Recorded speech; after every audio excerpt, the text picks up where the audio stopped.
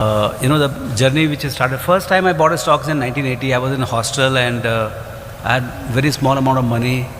My brother actually wanted his money to be invested in stock market.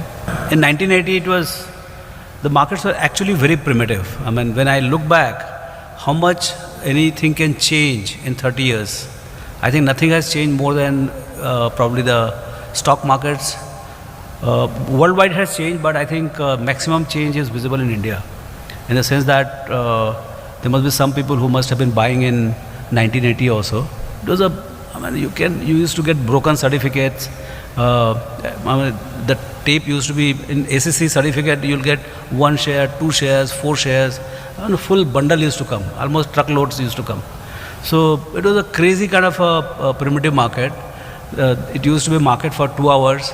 Settlement used to be T plus 15. If you're lucky, it used to be T plus 15. Mostly it used to be T plus 21 or almost a month also. There used to be pain crisis in the sense that, shares have been taken by the brokers and there is no payment coming from them. Can you believe it today? That hundreds and thousands of crores of shares, by way of pain, you got the shares and you are not given the check. And nobody has any control over you. It was completely in the faith that the system worked, that the culture of BSE and stock market and all. So, today the institutions are not out of pocket even for a minute, in the sense that give it today and take it today only. So there is absolutely no gap. There is a guarantee. Even while this exchange is happening, there is a guarantee of the institution. So there is a trade guarantee fund, there is a trade guarantee by the exchange. So clearly it's a very different market. In 1980, it used to be very, very physical market. And then slowly we started moving to, there were no professionals. By the time I became chartered accountant in 83, and when I came to the market, again that thing that there was not much of books, no cable TV, no newspapers. Newspapers were there except for business. They used to write everything else. So there was nothing much to read. So I was reading balance sheets. I would go to anybody's house. I'll come to your house if you had 5, 10.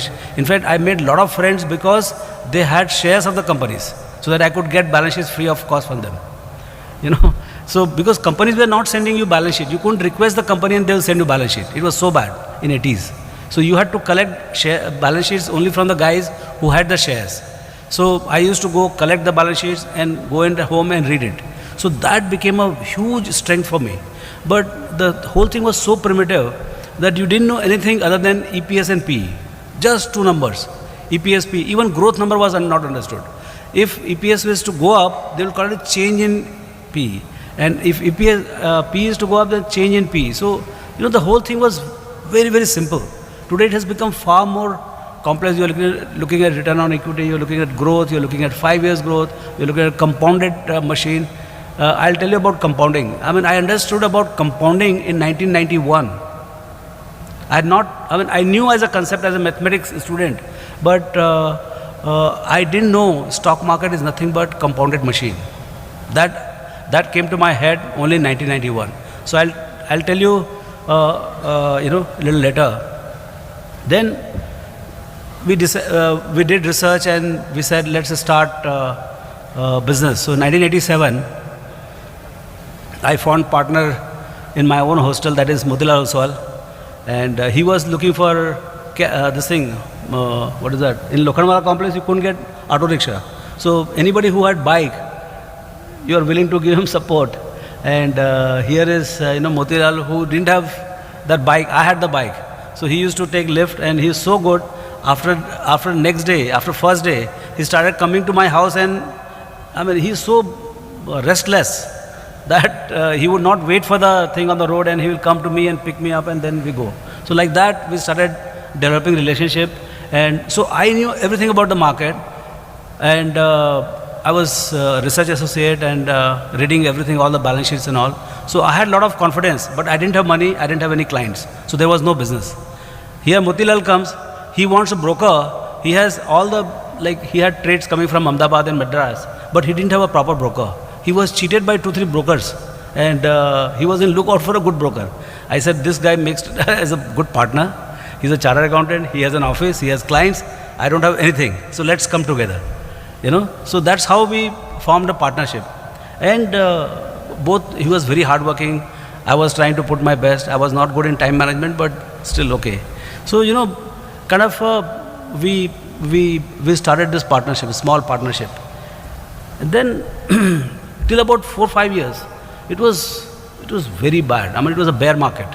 You cannot imagine how bad it was. Like, it used to cost us about $35-40 to reach from office Kalwa Devi to Bombay Stock Exchange.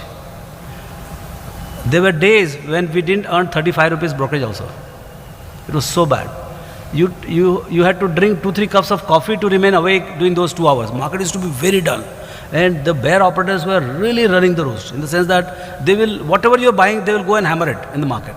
You feel absolutely unnerved, a small kid in the block, and somebody, big operator is hammering it. They will sell Reliance, they will sell HLL, anything, whatever comes on the way, they will sell. And they will have, because they were getting the difference also. So the trade was going on their favor. But we didn't understand A group, we didn't speculate anything, we didn't get the client to speculate. So we were kind of keeping ourselves clean of speculation. That really served us very well. We never speculated. We never borrowed. We said, boss, we want to make this little money of 300-400 rupees, 500 rupees brokerage, and I'll be very happy. That's how we, till about 1990, things were very bad. Then suddenly the life changed. Harshad Mehta bull run started. There used to be a header in Money and Profit and all those kind of magazines. Will BSE ever cross 1,000? It used to be at 700-800. When it were attempting to cross 1,000, you can still go and find those headlines. Will BSE ever cross 1,000? That used to be the headline. So, I mean, people are just not expecting that anything can happen. Like today, in the world economy, it is felt as if world has ended and America can never revive, Europe can never revive. We are all going to die as it is where it is. That's the belief right now. That's why zero interest rate, negative interest rate. So much of pessimism there all over the world. These are all temporary. Nothing is going to last. You will see a bull run, I mean, global economy bull run, you cannot believe what is going to happen. Just give long enough time. These are all cycles. These are all cycles. So, that time, that was the kind of thing. Then Harshad Mehta bull run started. I don't know from where money came, and the size, I used to accept the order and Moti used to execute. The size of the orders went 100x. The guy who used to buy 100 shares, they will buy 10,000 shares. And more than that, the price of the shares, which used to be 10-20 bucks, that became 100 rupees, 200 rupees. So single orders, they suddenly started becoming, in fact, I had preserved the order book for some time, for 4 years. How can it happen like this? The junk companies were the most expensive. I mean, 5-6 rupees companies were trading for 500 rupees, 700 rupees, and millions of shares were trading hands. And trades were getting honored. So we were making a lot of brokerage. So by the time it was 1993, 1992, when it collapsed, we had 30 crores worth of shares with us. From a 10-12 lakhs rupees guy in 1990, we had become so much bigger. So that then nobody could throw us out from the market. Because when you are small, anybody can bully you around you, some bad delivery here and there, you can be thrown out. But with this 30 crores in hand, nobody could then, in fact, we were respected even when we were sub-brokers. Sundar Iyer was our main broker. And even within Sundar Iyer, we were the most respected sub-broker. And the market used to know, whenever Moti used to go and buy anything in the counter, in Chennai, they used to say, Raamdeo is buying, So that used to be there in the ring. And in 1992, after that, the thing collapsed. Then the professionals started coming in. The market started getting professionalized. And Manmohan Singh was the finance minister. He said, all the brokers, please come and register with SEBI. SEBI came into being. And the brokers protested. And hence the NSE was given birth to. And in 1994, the brand new exchange came, National Stock Exchange. And anybody could walk in and become member. So we also became member day one. And but this particular thing, the index going from 7,800 to 4,200 in just 2.5 years in 92 was a complete game changer for us. In fact, I would think that Motilal Oswal took a birth in 1990 because of this bull run. Otherwise, the birth would have become more painful and much more prolonged. And I don't know what shape it would have been. But for every business, I have a deep impact of this particular phenomenon. And I sincerely believe that for any business to take a birth, successful birth, you need a tailwind. Tailwind. You need external help. If you keep trying very hard, but if the external environment is not helpful, you can do very little. This is the current plight of this economy. Modi Sahab is trying very hard, and he will try even harder. But the real boom will come when the global economy moves. Because 50% of the economy is externally aligned. Today we are more global than China. You see today's mint. We have 53%, our total trade, export and import is 53% of GDP.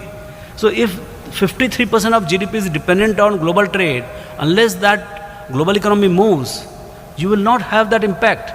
You need that support from outside. Yes, you can do internally, you can do 6, 7%, 8%. But if you want to go to 10, 12%, I am quite sure it is not going to happen unless there is a global support. And it will come. It will happen.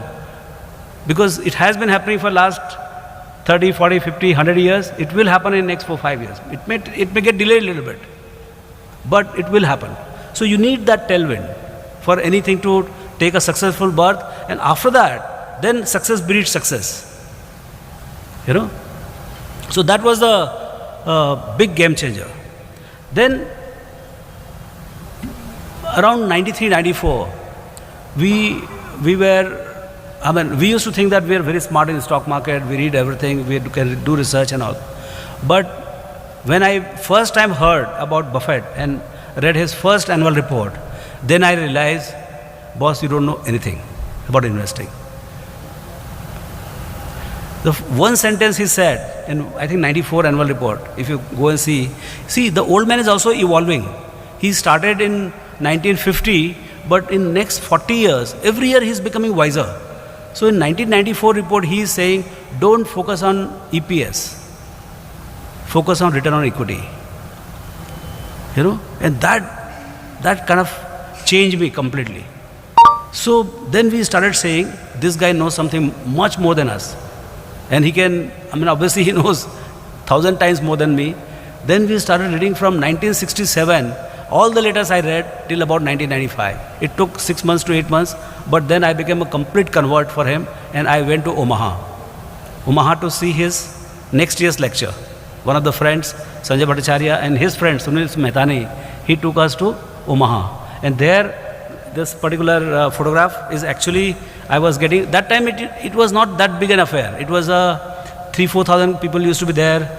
Charlie Munger would be roaming around with you. Nobody would even bother about who is this guy. Even Buffett would come onto the crowd and shake hands with the people whom he used to know. And he would, one day before in the evening, he would actually sit, which is what we are doing, under a lamp post, and there you can go and give your dollar bill or a book and get it signed. He will give a photo shoot. This is what he's doing, and he's signing a dollar bill for me. So this used to be the thing. There would be hardly 100 and 200 guys. Today, this year, my sense is that in Omaha, there will be 60-70,000 people. Last year it was, I think, 43,000. This year, I would be surprised if it is anything less than 70-80,000. Anybody I know, they are going there. From Mumbai itself, I know it used to be 5-6 guys. Now, this year itself, it is 10x. 50 to 60 people are going from Mumbai, if not more. So many people are going. I don't know how Omaha is going to accommodate and how it is going to look. So this is the biggest event this year. But when we went first time in 94, it was quite an isolated event. Even Americans, they were not going there. They could fly in 2 hours, but it was just not that much of a event for them. But he basically described what is the difference between book value and intrinsic value. Price is what you pay and value is what you get. But value is not, price of everything. At the closing of 3:30, you get price of all the stocks. But nowhere you get a quotation for value, underlying value. What is the underlying value?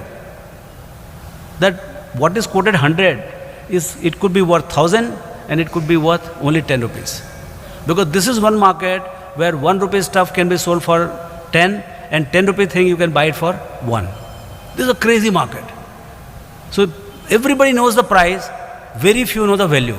the guys who understand the underlying value, they win the game, fundamentally. Come in the front. There are quite a few seats here. So, fundamentally, the difference between book value and intrinsic value is the key game. And I think the starting point was the Buffett's, letters. And one of the, as I said, Sanjay was the guy who kind of helped us. First, he introduced the Buffett letters to me, and he helped me even go to US. Then on the way, then explosion of all the books happened. When there were books and books, Buffett was being, I think there was 30, 40 books on him, and we read a lot of books because the availability of books became very good. So one of the most classic book which everybody should read if one is interested in the stock market is Common Stocks and Uncommon Profits by Phil Fisher.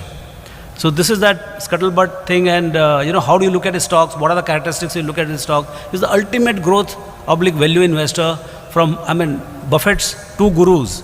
One is Benjamin Graham and second is probably Phil Fisher. So he borrowed some traits from Phil Fisher and some traits from Benjamin Graham. More from Benjamin Graham and less from Phil Fisher. But this book is another classic to where we learn. Then Competitive Strategy by Michael Porter. After Buffett, if there is one guy who helps you in analysis, is the Five Forces of Michael Porter. Then you have Berkshire Letters. Then I think one of the book which is not that famous and which is creating huge wealth today, Value Migration. Value Migration by Adrian Sloveski. This book is a seminal book on how values move from one business to other business, from one country to other, and how better business models, they win over a period of time. And so you have to keep looking in the portfolios whether you have the best business model today in particular business. And then, Professor Greenwald, he wrote the Value Investing, where actually maths of Buffettology is given there. And then Professor Michael Mauboussin, he wrote Expectations Investing. So these books went long way in framing the thought process about investing. 1996, we became corporate. I don't know whether you're aware of it. Till about 1996, you couldn't be a partner in a stockbroking firm if you are not a blood relative of the person who is a member. So I was not blood relative of Motilal, so I couldn't have been a partner to the firm, though we were working equally. So I was a consultant till 1996, and then we formalized the partnership, and when we made it Motilal Oswal Securities Limited. That was 1996, and to commemorate that particular event, we started wealth creation studies. So the idea was to to figure out how wealth is created in last 5 years, because as Phil Fisher says, come in the front. Yeah. So, Phil Fisher says, it seems logical that even before thinking of buying any common stock in any country, the first step is to see how money has been most successfully made in the past. Because every country has a different set of companies, different set of businesses which are relevant at that point of time.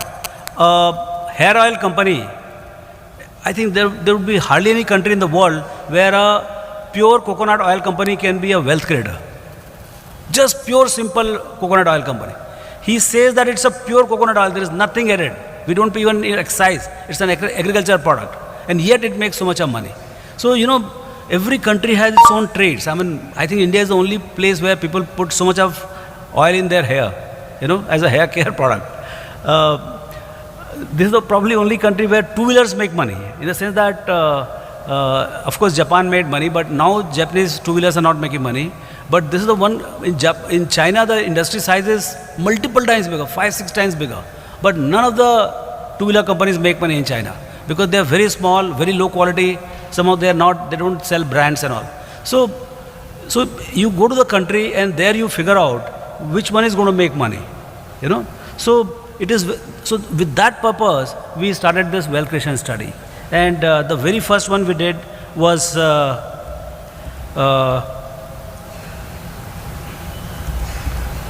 very first study was based on return on equity and the importance of return on equity. It was very, again, it was very primitive in terms of, because the learnings were so much and we knew so little. See, what happens is investing, what you need is the frameworks. So how to look at particular thing, how to look at interest rates, how to look at the earnings growth, how to look at the quality, how to look at business, how to look at management. So like this, there are hundreds of questions. So you might be, see, in chartered accountancy, I might have learned 25 of them. When I read the books, I might have read another 25. So I might be having arsenal of 50 frameworks. Buffett might be 150 frameworks. And 150 frameworks is not 3 times of 50. They are like infinite times of 50. Because every framework adds massive power to your analytical capability. So the whole idea of wealth creation study is to keep collecting newer frameworks. So in one of the studies, somewhere in 98, 99, we talked about mathematics of Buffettology.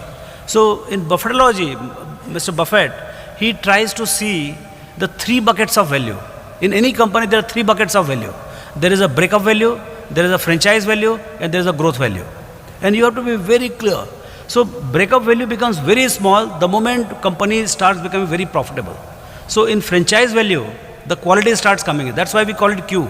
So the franchise value is very large in good companies and the breakup value is very small. If you look at Colgate or Lever, the book value will be maybe 10 rupees, 12 rupees, 15 rupees. Whereas the price of the stock will be 200, 300, 400 or maybe even 1000. So book value will be very, very small portion. They are being valued very high because their return on equity is running into 100%, 200%, literally infinite. They don't use any of the capital to make money. That's the highest order of business. When you don't use capital to make money. So that's a franchise value. Then these companies are very expensive because they are very profitable. But we still want to make money. So that you make money purely because of the growth value. So this fantastic franchise, if Colgate is making say 500 crores and return on equity is say even 100% year after year.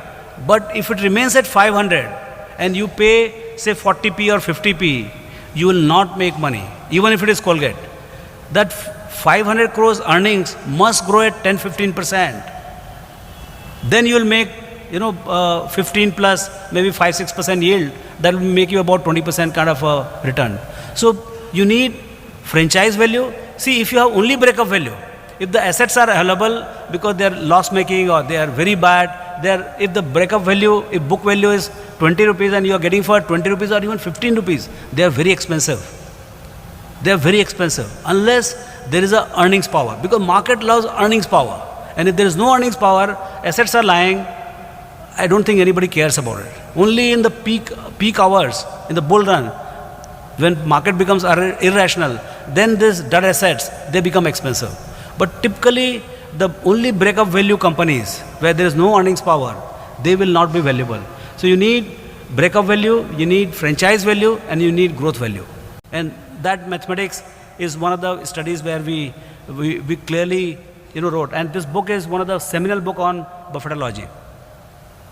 Then at the turn of the century, sometime in 2001, Buffett wrote an article in Fortune magazine where he said, at all times, in all markets, in all parts of the world, the tiniest change in the interest rate changes the value of every financial asset.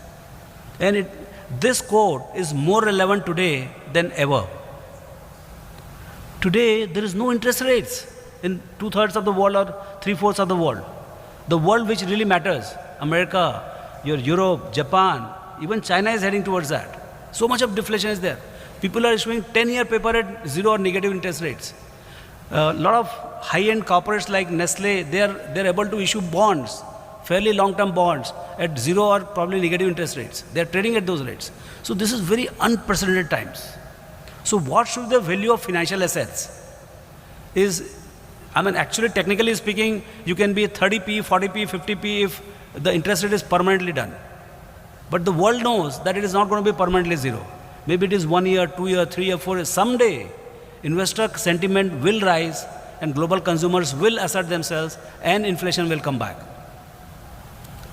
But this study we did in 2002, when the interest rate for the first time in India had crashed from 11-12% to about 5%. And that time, all the banks were available at fraction of the prices. That time we started buying all the PSU banks. In 2002, SBI was available for about 200 rupees. And the total market cap was about 10 or 12,000 crores for the SBI. And the bond gains, because of the change in the interest rate, was running into 15 to 20,000 crores. And the bond gain was 15, 20,000 crores, and the entire SBI on top of it, and you could buy the entire company for 10,000 crores. That was the kind of, possibility it was there. So when you learn these kind of things, you can see a lot of values.